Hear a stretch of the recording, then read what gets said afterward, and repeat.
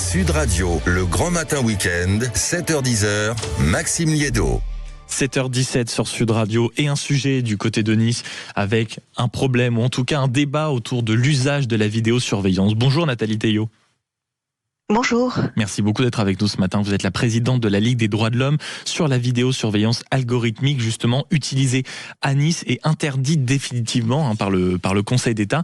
Est-ce que vous pouvez d'abord nous raconter un peu ce qui se passe à Nice sur cette problématique précisément de la vidéosurveillance et pourquoi ça provoque autant de réactions ? Alors là, il s'agit d'algorithmes dans la vidéo, dans les caméras, et il se trouve que je n'arrive même pas à comprendre comment on donne encore du crédit à Christian Estrosi dans la mesure où, en 2015, rappelez-vous, il avait dit qu'à Paris, s'il y avait eu des attentats, ça n'arriverait pas à Nice parce qu'il y avait énormément de caméras dans sa ville. Et évidemment, l'année suivante, il y a eu un attentat. Il avait été dit que ça a été révélé que celui qui a fait l'attentat a fait des reconnaissances avec son camion avant, et pour autant, il n'y avait pas eu de déclenchement d'alerte, rien. Donc, je ne comprends toujours pas comment on peut considérer que il suffit qu'ils disent c'est pour votre sécurité et tout le monde le croit. Alors justement sur le sujet, en tout cas, les propos de Christian Estrosi naturellement lui appartiennent et vous en avez remis certains dans le contexte. Là, le principe, en tout cas, lui, il a expliqué que la loi était dépassée. Pourquoi ? Parce que lui, il utilisait une simple alerte basée sur l'intelligence artificielle pour prévenir d'une voiture trop longtemps stationnée devant une école. Pour la mairie, c'est du temps de gagner et de la sécurité en plus. Expliquez-nous concrètement Mais ça sert à quoi en fait ? Pourquoi est-ce que le fait d'avoir une alerte dès lors que c'est plus de 5 minutes devant une école, en quoi ça apporte de la sécurité ? Je pose la question. Mais parce que si on veut faire un attentat, de toute façon, on n'a pas besoin de plus de 5 minutes. Non, d'accord, donc mais ça ne sert à rien, en peut-être que pour certains, c'était l'occasion de voir ceux qui rôdaient réellement, ceux qui, avant la sortie des écoles, peut-être faisaient un peu de rodage. Il n'y a pas que les attentats qui sont des dangers pour les écoles à Nice.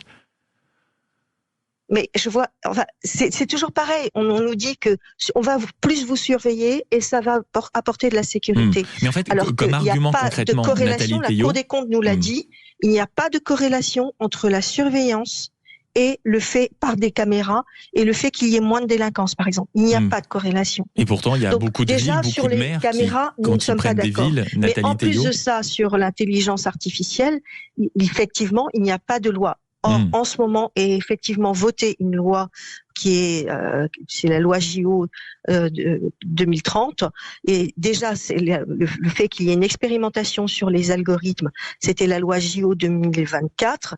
Et comme là, il y a l'Assemblée nationale a voté, parce que là, il va y avoir d'autres JO, mais ça n'a aucune corrélation non plus avec les JO. C'est juste un véhicule législatif, et là il repousse l'expérimentation encore. Alors même que les rapports qui ont été faits après cette loi ont démontré que ça n'avait pas beaucoup d'effet sur la sécurité. C'est notamment les départs de feu, le fait qu'il y ait des colis abandonnés, des choses comme ça, ça n'est pas détecté correctement. Et donc, pourtant, il y a beaucoup de maires, Nathalie Théiot, beaucoup de maires, parce que notamment c'est un sujet politique, qui estiment que pour surveiller certains quartiers, pour être en alerte sur certaines choses, pour aider la police municipale dans des enquêtes, au bout d'un moment, la caméra de surveillance est utile. Donc il n'y a pas que le sujet des écoles ou le sujet de Christian Estrosi. Aujourd'hui, à quelques semaines de ces enjeux électoraux, quels sont les moyens, par exemple, à disposition du maire, s'il veut protéger, par exemple, ces écoles, à l'aide de certains moyens technologiques. Vous, en tant que présidente de la Ligue des droits de l'homme, contre quoi vous mettez en garde ? Avec des moyens technologiques, vous l'avez dit. C'est avec des moyens technologiques. C'est là le problème. C'est que à partir du moment où vous utilisez des caméras, vous surveillez en réalité tout le monde. Et c'est cette surveillance généralisée de la population qui n'est pas admissible, parce que c'est une atteinte à la liberté d'aller et de venir, ce qui signifie qu'on puisse aller et venir sans être surveillé en permanence. Mais les policiers qui vous disent qu'ils ont besoin de certains... les gens à être surveillés parce qu'on dit c'est pour votre sécurité, ça devient un mot magique. Mais cessons d'être dans le fantasme et regardons ce qui est la réalité, et notamment ce que dit la Cour des comptes, ce que disent les rapports sur l'intelligence artificielle. Ça n'apporte aucune sécurité supplémentaire. Donc il faudrait presque encourager le mouvement qu'on aperçoit ici et là dans certaines propositions municipales, qui est de supprimer la vidéo de surveillance, selon vous, par exemple ? Oui, tout à fait. Tout à fait. Et on aurait plus d'argent parce que ça coûte extrêmement cher. Et on aurait plus d'argent pour pouvoir avoir des éducateurs de rue, avoir des médiateurs, placer aussi des policiers pour pouvoir faire la traversée de rues dangereuses pour les enfants. On aurait différentes possibilités, parce que ce qu'on voit aussi, c'est que chaque fois qu'on augmente les frais pour les communes, que ce soit de caméras de surveillance ou de policiers municipaux aussi, parce que plus on augmente, plus ça coûte cher, eh bien on se rend compte que vous pensez que par exemple pour lutter contre le narcotrafic, pour la hausse de la délinquance dont on a vu l'augmentation des chiffres, il suffit d'éducateurs de rue pas contre le narcotrafic. Vous non, croyez mais ça peut aider à vraiment qu'on va remonter les atteindre enquêtes. le haut du spectre avec des caméras de surveillance? Après, parfois des incidents, que ce soit des tentatives d'homicide, que ce soit sur des lieux de narcotrafic, énormément de policiers, et on l'a vu sur des affaires récentes, vous expliquent qu'une caméra de vidéosurveillance est très pratique pour remonter la route de quelqu'un qui s'enfuit en scooter, par exemple, de remonter où est-ce que la personne va acheter certaines quantités de drogue. Ça a une certaine praticité.